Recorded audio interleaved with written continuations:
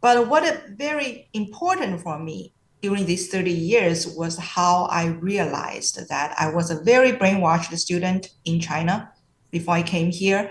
And I remember it was 1995. My American colleagues asked me about the Tiananmen massacre, the tank men, right? Tiananmen massacre in 1989, the Chinese government killed thousands of citizens and students. And the whole world knew about it, but I did not. I was a high school student when the Tiananmen massacre happened. What I learned in China was that those students on Tiananmen, they killed soldiers.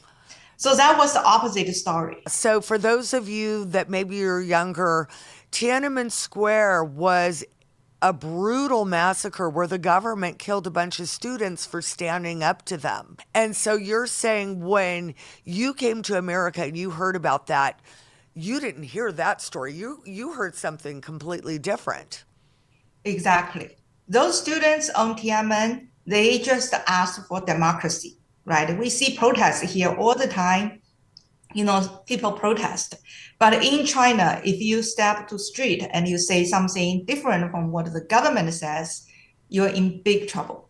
Not only those protesters get killed, the government control all media in China. They also demonize those victims, like made them look really bad to justify the persecution.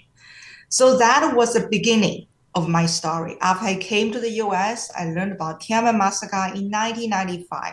And then I learned about other lies in China. It took me like 5 years to realize that all my life in China, all those 20 years, what I learned were all lies. And I started to realize, okay, for the rest of my life, I need to take some action to tell the truth about China.